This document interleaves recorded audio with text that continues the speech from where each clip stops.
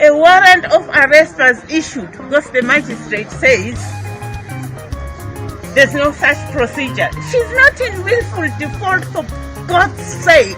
So which means they want to arrest her? What sort of justice system wants to arrest a woman who could not even go to the toilet? She has made herself wet because she can't go to the toilet because she is unwell. And you tell me it's a justice system that says she must be arrested when she is in this condition. What sort of justice is this?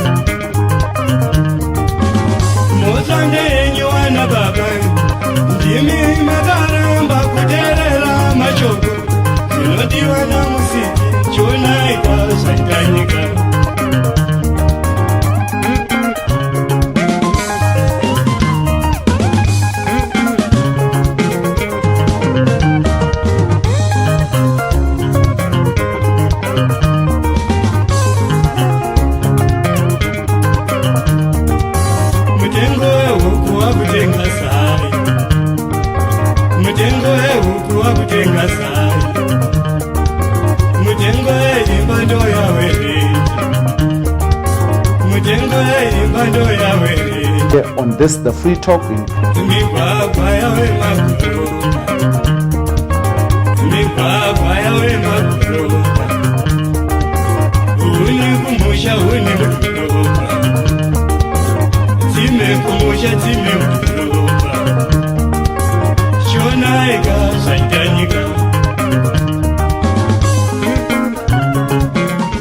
most of the battles for freedom have been fought here. Mary Chiwenga has appeared on several occasions at this court, at times in an ambulance, wheeled into the court in a wheelchair, and at one point a stretcher bed. Job Sikala, Godfrey Stole, Cecilia Chimbi, Netsai Marova, Johanna Mamombe, all have had one common thing, appearing here at the Rotten Row Magistrates Court to answer for one charge and another. Those in the opposition say this is political persecution. Those in government say it is just the wheels of justice turning, and that those who violate the law should face the consequences. Now, join me on this, the free talk, when we speak to Mary Mubaiwa's mother and Beatrice Mthethwa, the lawyer of the former vice president's wife, Mary Mubaiwa, the estranged, here on this, the free talk, on Heart and Soul TV and radio. With me, your host as usual, Dara Blessed Mhlanga.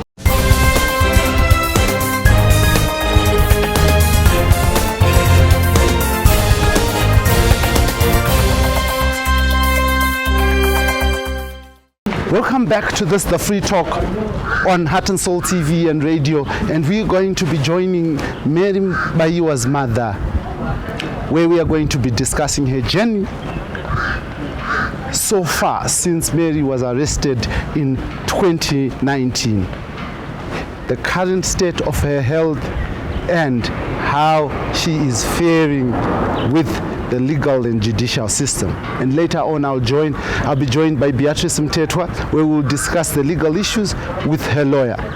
This is the free talk with me, your host, Dara B.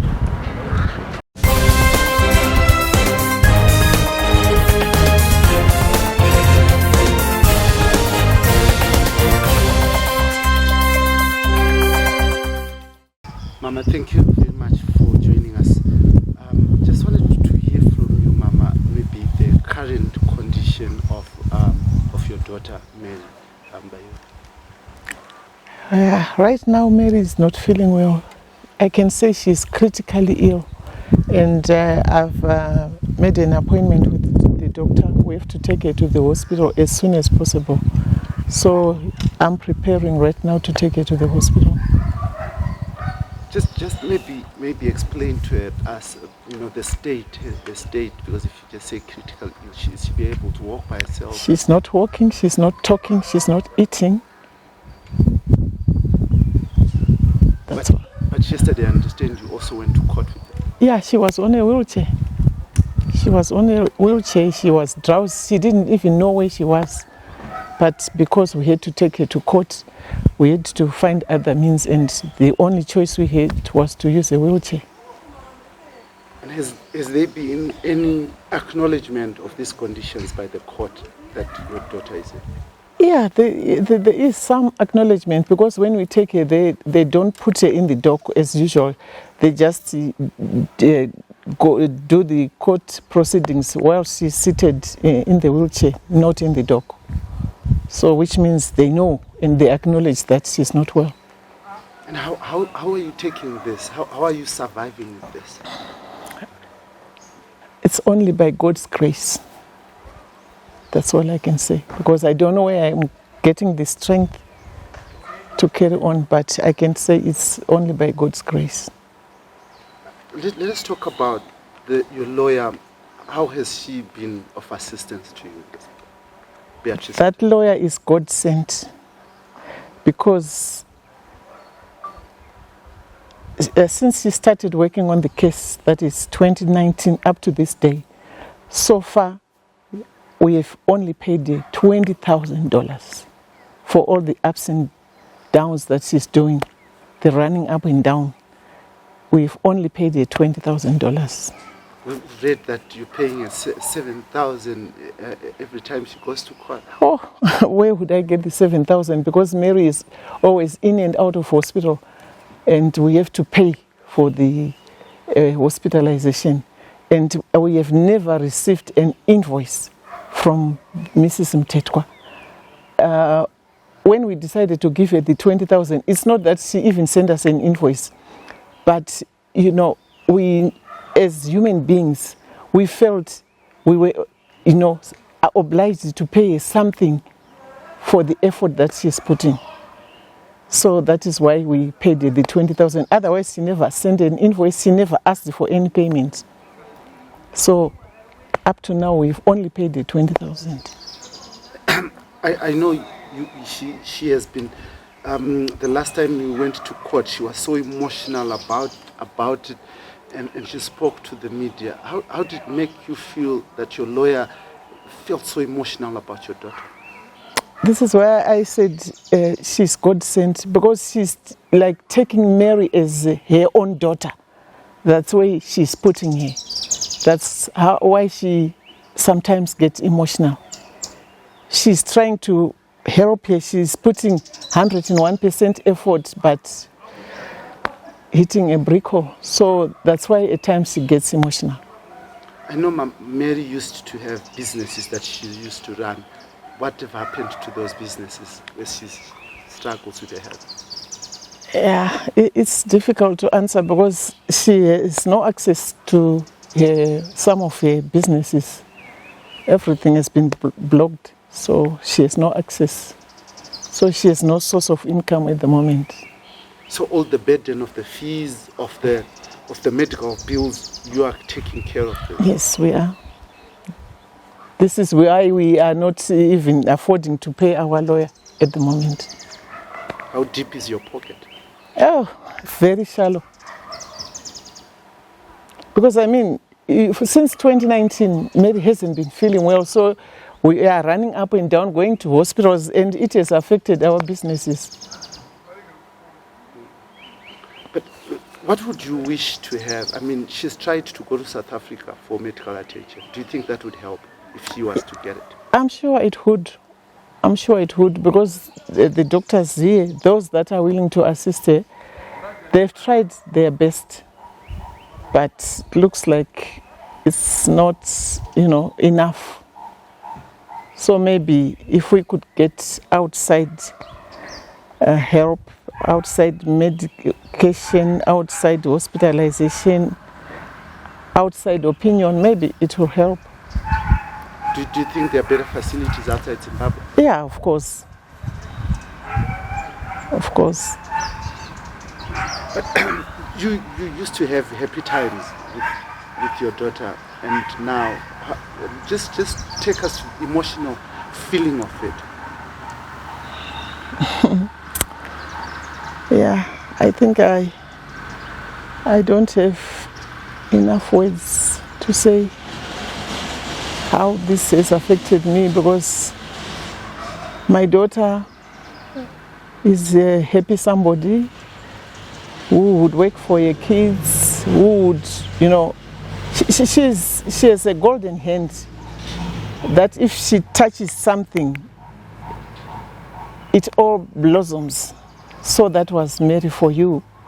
And now seeing her in this state where she's helpless, she can't help herself, she can't help her kids, it breaks my heart. It breaks my heart. If you could have an opportunity to have an emotional appeal, a heartly appeal to the court, I know you don't speak to the court because you are not a lawyer and you're not the accused, but if you could just have to the judiciary, an emotional appeal, what would be your appeal to them? I would appeal to them to release a passport so that she goes outside the country to get medical help, if it can help her. Of which I know if she goes outside the country, maybe, because a lot of people have gone outside the country to get medical assistance, and they got it and they are there, doing well, health-wise. So Mary is no exception. But the fear that she might not come back, what would you say to her? Come back If she leaves the country. Why wouldn't she come back? Her kids are all here. Her businesses are all here. And like you said, she and her parents are here, and everything of hers is here. Why would she not come back? For what? We saw, unsavory images of your daughter's hand. Maybe just confirm that was her hand. That was a video that went around. We showed the hand almost lifeless. It is lifeless. That is the state of the arm right now. It is lifeless. And we heard that it had to be cut off. Yeah, that's what the doctors said, but she's an adult. We couldn't sign the consent forms on her behalf. So we are trying to talk to her so that she agrees to have that done. So I don't know. Because she's not in her right state of mind at the moment. So it's difficult even to persuade her, even to talk to her, to let it be amputated. It's difficult. She has siblings, doesn't she? Yeah, she does. How are they taking this? It's difficult on everybody. Everyone close to her just feels like I do. Not only her siblings, and her kids as well. Those that are here, because there are two that are here, it's difficult for them to see their mom lying lifelessly and helplessly. They can't talk to her. They just watch her, lifeless like that. Do you feel let down? Of course I do. Of course I do.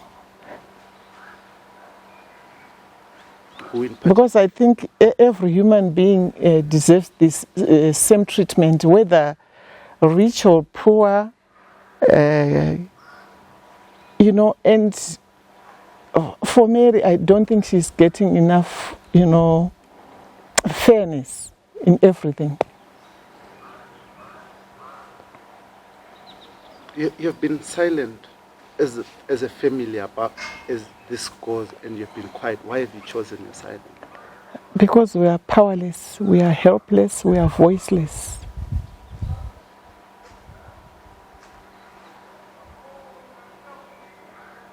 Do you have constitutional rights as Zimbabwe? I don't know about that. I don't know whether there is anything of the sort.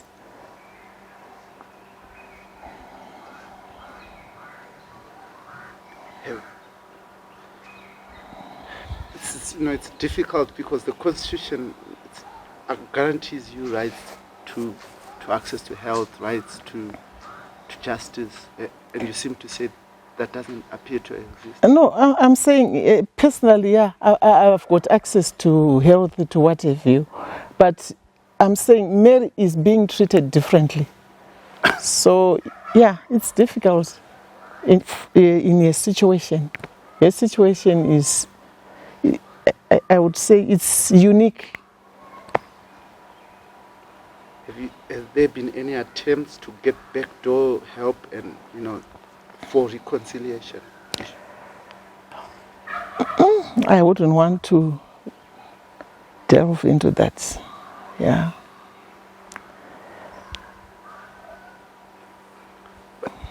What would you say to your daughter? I mean, what do you say to her every day as this goes on? I know you said she's not in the right state of mind, but do you give her words of courage? Yeah, I pray with her. Even if she's not responding, I pray with her several times a day. And I just tell her to be strong and keep going on, because I know the Lord is on our side. And one day is one day. God will answer us. In Zimbabwe, there's this equality, gender equality for women. Do you feel it at this moment? Not at all. I don't. What advice would you give young women growing in Zimbabwe now?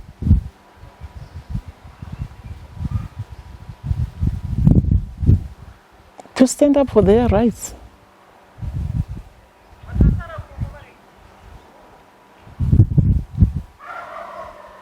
That's all I can say. I know this is an emotional moment for you, and we want to thank you very much for opening up and speaking and speaking to us. And we wish you the best in all your endeavors in what you're doing. But maybe if you have anything from your heart, anything that you'd want to share with the people of Zimbabwe, any words that will come from your heart, we give you that opportunity. No, I just want to thank everyone who is praying for Mary, because there are a lot of people, not only in Zimbabwe, but worldwide, some whom we have never met, but they are sending us words of encouragement and praying for Mary. So, yeah, I thank everyone who is praying for Mary and who is comforting us. Thank you very much. I also want to thank Mrs. Mthuli for the help that is giving us. Powerful woman she is. Very, very. And I pray to God for long life and more wisdom upon her. I also understand she was not the first choice lawyer, but the lawyers that you had could not handle this matter. Is that correct? Not really. Yeah, from the word go, she's the one who has been doing this case, and she's the one that we chose. I want to thank you very much and wish you the best in your endeavors. I know you've got to rush to the hospital. Yes. And be strong. Thank you so much. Be strong. And some people desert even their own children. Oh, yes. Yeah. It can only be God who has taken me this far. So, yeah, just want to thank God for that. Thank you very much. Now, This was my Mubaiwa, mother to Mary Mubaiwa, and we were having this conversation around the state of Mary Mubaiwa's health and what could be done. This is the Free Talk with me, your host as usual, Dara Blessed Mhlanga, at the Mubaiwa residence.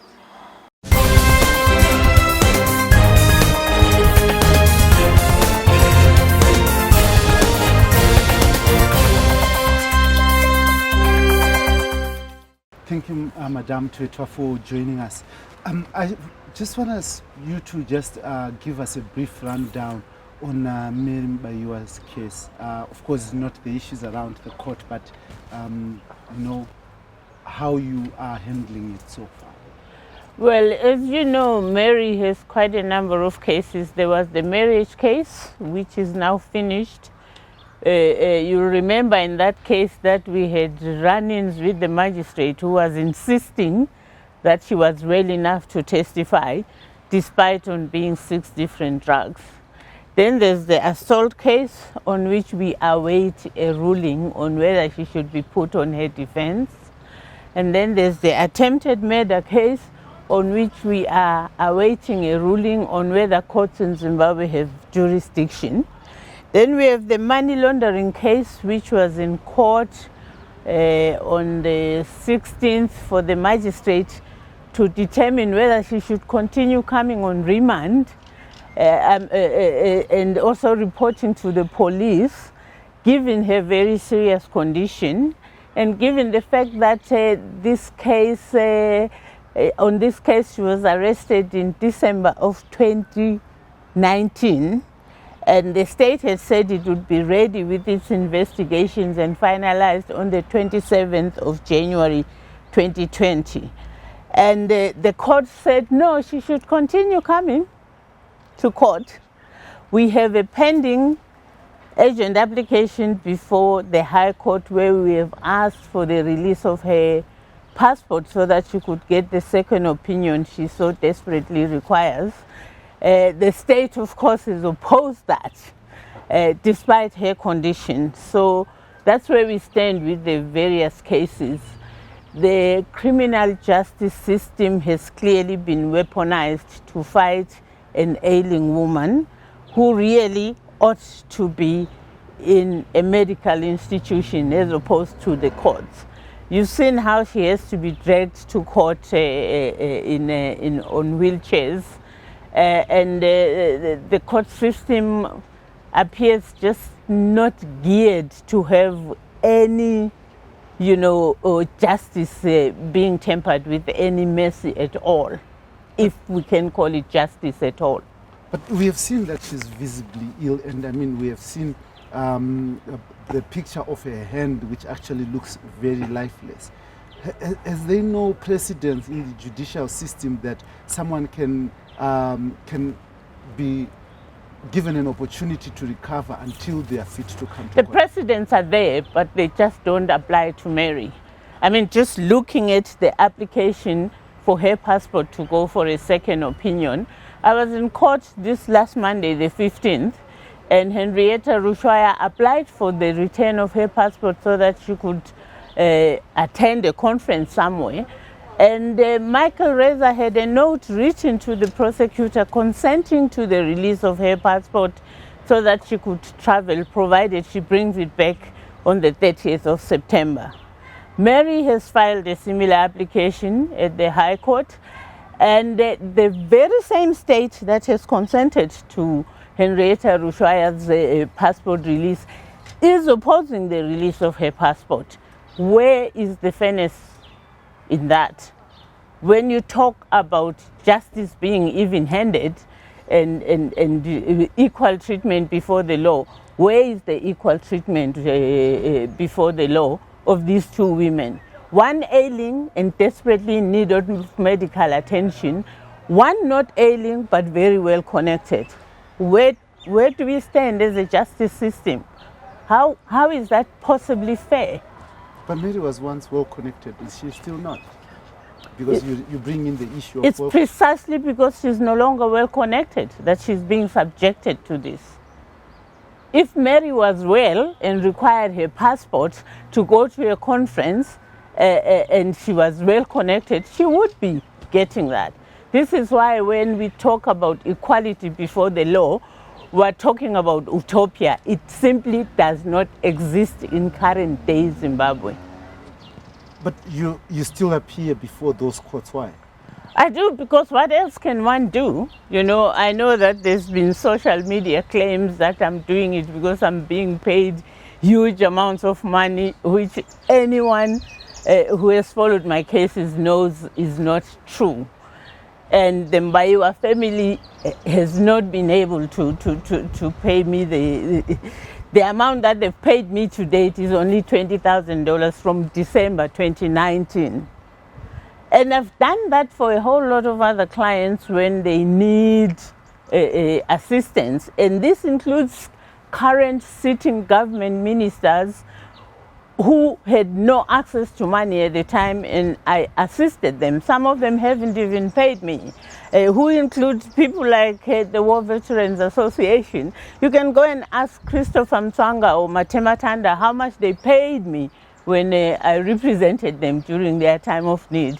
But because they want to discredit Mary and to discredit me, they send these varakashis to go and create narratives that make it look like some of this work is being done for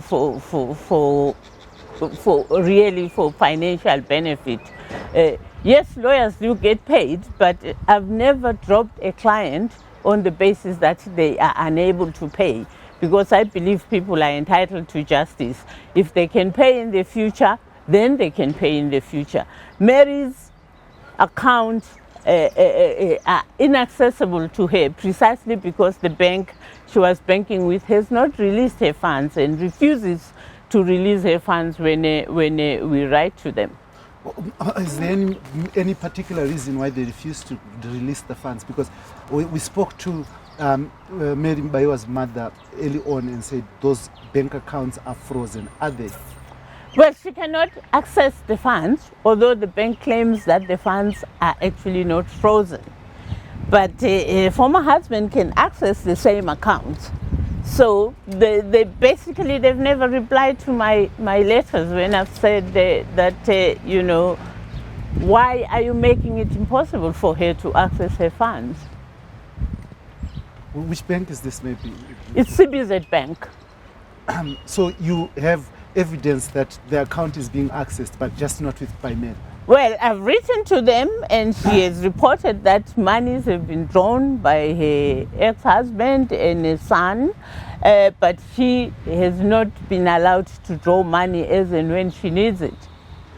So who is helping her? Because you said, her mom... Well, her parents have had to struggle to assist her, just because you can see that she really needs medical attention. So her parents have had to bear the brunt of looking after her. Just a week ago, I think it was just after court, you were so emotional about the court when they issued a warrant of arrest against Mary. Can you speak to us about that? Mary has been remanded in a car before, downstairs, when she couldn't go upstairs. She has been remanded in an ambulance before at the courtyard at Rotten Row Courts before. And that was done because they had previously issued a warrant which they cancelled, but they required that she at least comes and be remanded there at court. So there was absolutely no reason why the magistrate couldn't go and do it downstairs in the car, because it has been done before. And the woman was visibly ill. She had been carried into the car. And to then issue a warrant of arrest when she's on the court premises and there has been an explanation, and the magistrate says the law is very clear, if you don't have authority from the court to absent yourself, a warrant of arrest will be issued. And in this particular case, the prosecutors actually did not apply for that warrant of arrest.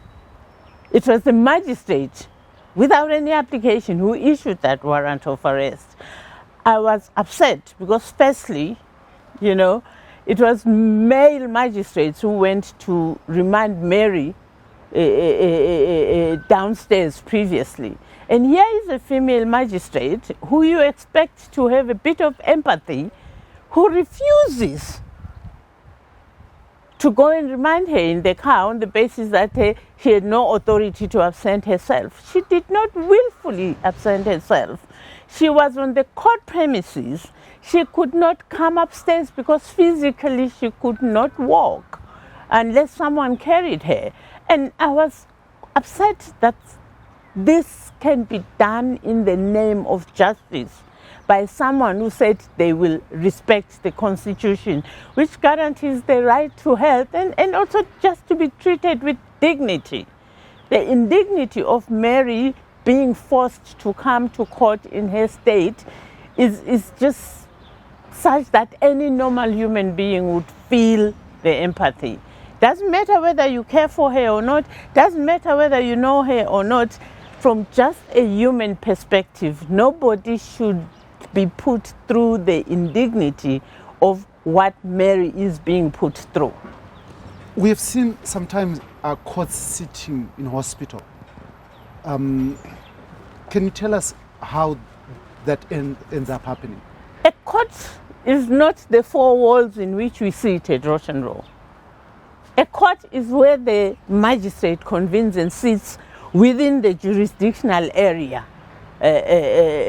for which they are appointed. So courts can go and remind people in hospitals and sit in hospitals because it is not the courtroom itself that constitutes a court. So when the court moves downstairs to the car to remand a person, they're doing it because that's where the court has convened within its jurisdictional boundaries. There is no rule or law that says you can remand someone in hospital, but you can't remand one downstairs. It's just a practice that is done for the convenience of the court. And that's how it should be. So is there any particular reason why your client is being denied this? Because I have seen armed robbers being remanded in hospital. I have seen courts sitting in the middle of the road. I think they call it court in loco or something like that. And is there any reason why the court is so adamant that a sick, ailing woman who at one time had to relieve herself in a courtroom is supposed to be in court every other time? Obviously, Mary has lesser rights than armed robbers. The courts treat her differently for reasons that I absolutely cannot understand. She appears to have lesser rights than all other suspects in criminal cases. That really is the only explanation I can give, because I have been a lawyer since 1981 and I've been in the courts in Zimbabwe since 1983, and I've never seen anybody treated the way this woman has been treated. So clearly, she has lesser rights than everyone else. Let's just talk about her condition. I mean, you have access to her, you have seen her. I tried to get details from her mother, but she was almost breaking down. Can you just paint a picture to us? I think everybody is aware that Mary's arm was said to be likely to be amputated a couple of months ago. And there was hope that maybe it could be saved. But the doctors have said that it cannot be saved. It is dead. It must be amputated. And naturally, you know, she and her family would like a second opinion.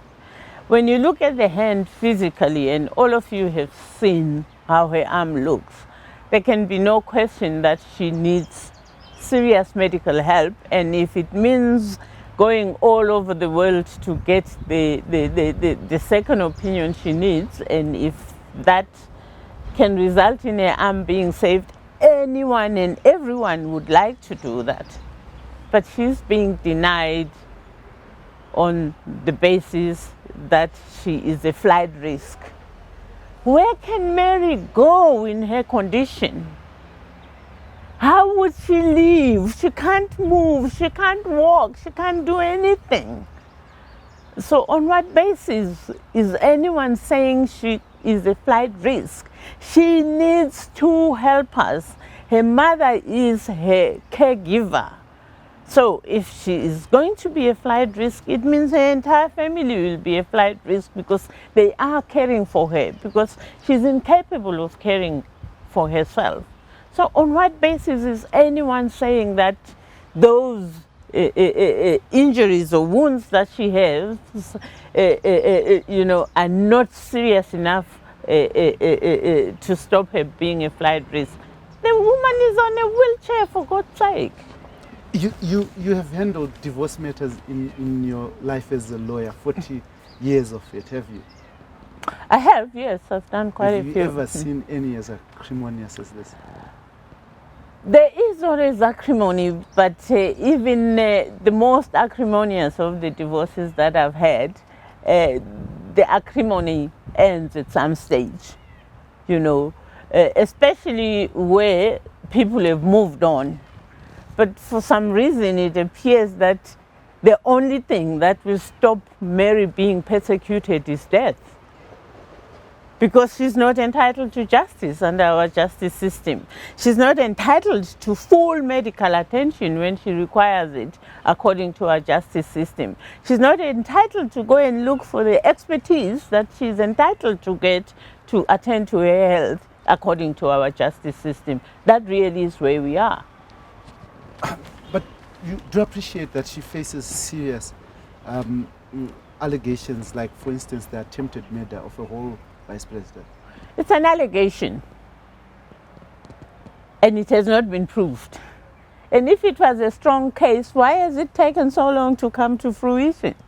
She was arrested on the 14th of December 2019, and they said they would be ready with their evidence by the end of January 2020. Why was she not tried during that period if they do have a strong case? Why has it taken so long? Have you sought any explanation from the state? We have asked for her to be removed from remand for a very long time, for the simple reason that she is not being tried within a reasonable period of time. But the magistrates, and yesterday Magistrate Mambanje said, she's facing serious charges, the state needs time. Again, a very clear indication that we get arrested not because there's a case, but because the police want to arrest you and then start investigating. And when they investigate and they see that the evidence is not there, they keep prolonging the trial as if the evidence will suddenly materialize. I mean, for God's sake, how would she have tried to murder a person who had security from South African authorities, security from the hospital, his own security? I've looked at the statements from the so-called witnesses, and if you read them, you would laugh. I want to take you away from the Mubaiwa case as well and take you to another one that you've been handling over the past weeks, Job Sikala, Godfrey Story, and the others from Yatsine. Yes. Let us talk about that. How is it going? I can only say, Blessed, that Zimbabwe has returned back to the early 80s, where there was detention without trial of opposition members. We are not different from when the ZAPU leadership was in detention without trial. The difference is that now there's a veneer of legality in trying to take these people to court as if there is due process.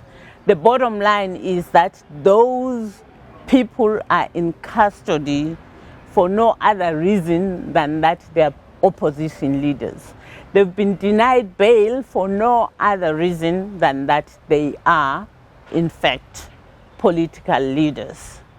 And you will recall that one of the judges who recently got misconducted says her troubles started after she gave bail to Job Sikala. That background should tell you everything why we are not getting bail in the Job Sikala case. But if they had pleaded guilty to the charges they are facing, what would have been the worst sentence they could have got? Well, it's impossible to say because there are ranges of sentences. But people should not be forced to plead guilty because they are presumed innocent. And it is the state's obligation to prove them guilty. So people should not be forced to plead guilty because they don't want to be kept in custody by courts that refuse to give them bail when they ought to get bail. My question would have been, have they not probably by now served the equivalent sentence? But that's the whole idea of denying them bail. So they have because they know that they are not likely to be convicted, they must be made to serve the sentence. That's why they're in custody. They know that they don't have the evidence to prove cases against them. But they let them sit in there and maybe in 3 months' time they might give them a bail. But we've seen that the state has started a new ploy that is being deliberately done. If you go to court and you say, I've been in custody for too long, either remove me from remand or give me a trial date, the prosecutors will give you a trial date. And when you say, give me the state papers to prepare for trial, they say, no, we're not obliged to give you papers until 3 days before the trial. You come on the trial date, the state is not ready. We've had that in the case of Hopewell Chinyono since July, 23rd July 2021. He was given a trial date for July 2021. We've been going to court regularly since then for trial dates. And the magistrate has said, this is the last time that I'll allow the state this. And each last time, the magistrate comes back and says, oh, because they are only asking for 1 month, 1 month is not a long time, I'll give them more time.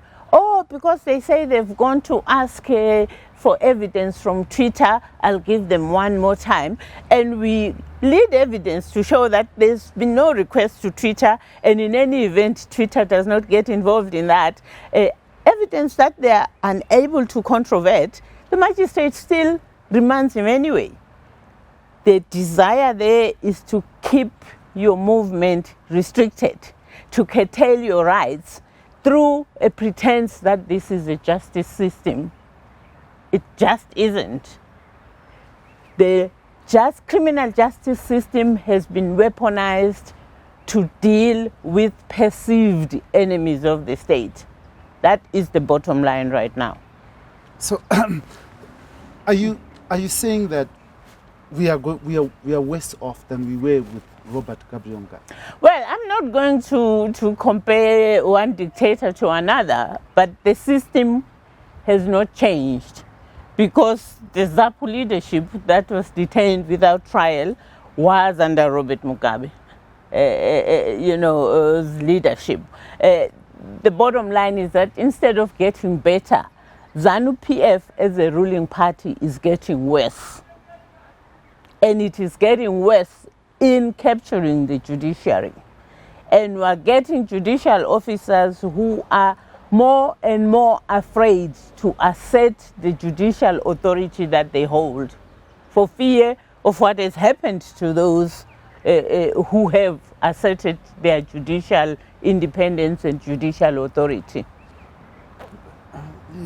So, what hope do we have? Because we have always believed that lawyers are and justice and the Constitution is the last line of defense. Traditionally, it's always been like that. When all else has failed, you run to the courts for protection. But actually, the courts are as hamstrung as you and me. You can't do anything. You and me don't have the power to do much. The courts have a lot of power to do a lot. And I don't understand why judicial officers are not collectively saying our oath was to the Constitution and to the Republic of Zimbabwe, and nobody is going to subvert that. You know, however fearful you are, if you stand for truth, you at least will know that your conscience will always be with you. You'll know you did what you were supposed to do.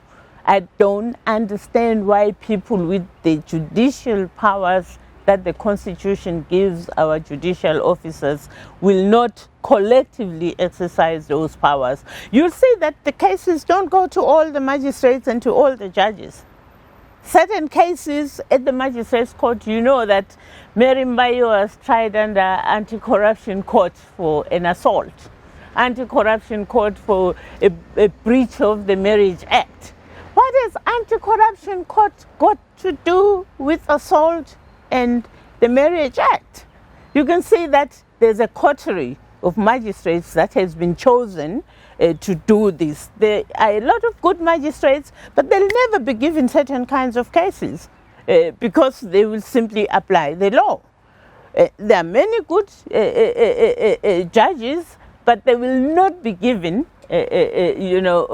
certain cases because they cannot be trusted to do what is expected of them. They'll just follow the law. So we do have good magistrates, but they never get these kinds of cases. We do have good judges, but they never get given these kind of cases. Why? Selective application of the law.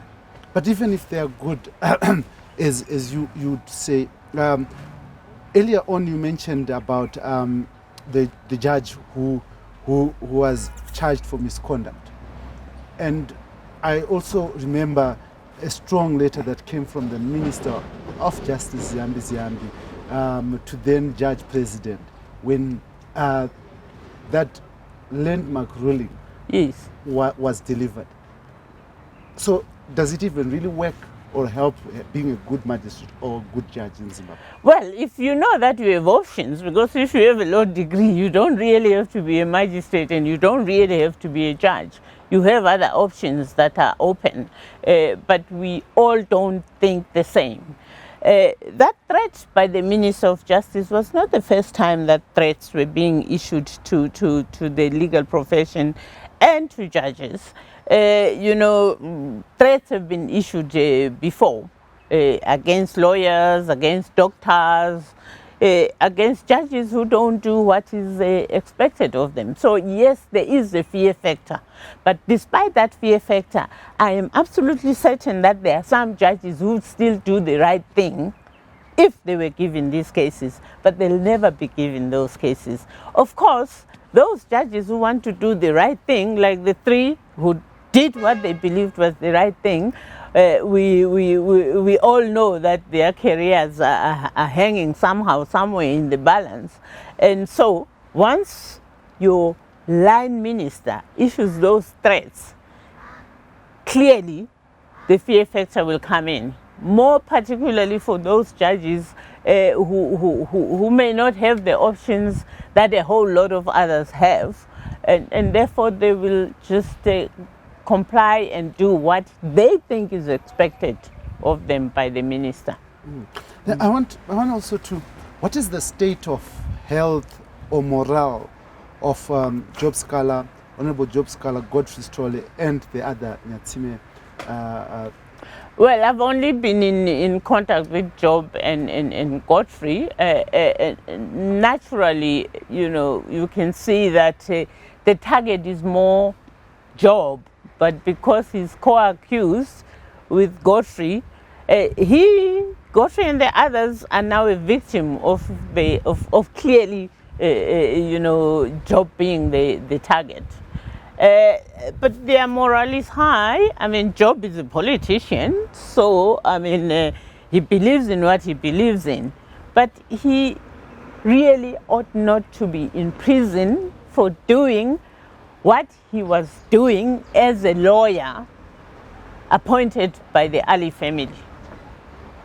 But there was an attempt to bring in lawyers from the United States of America. Can we talk about that?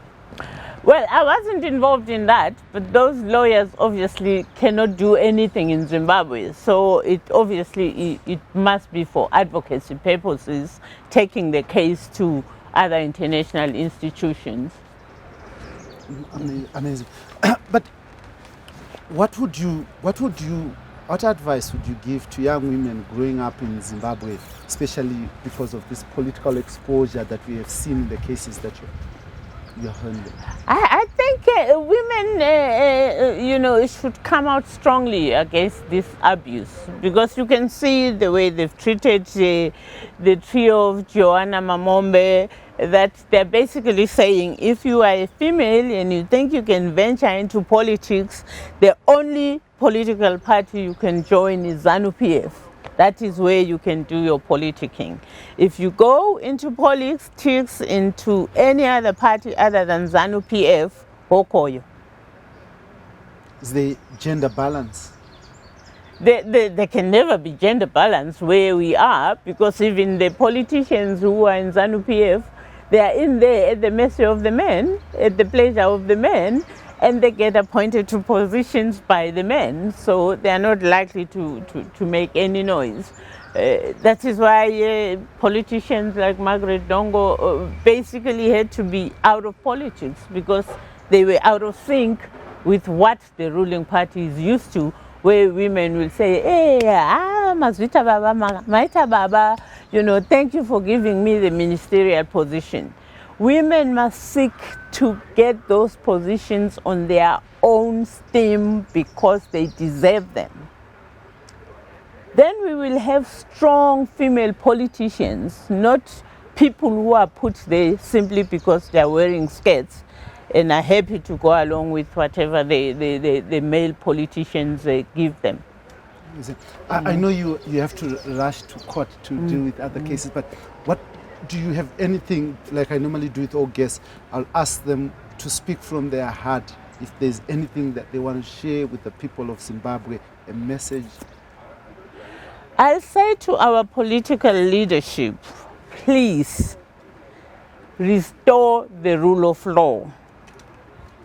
Restore the independence of our judiciary.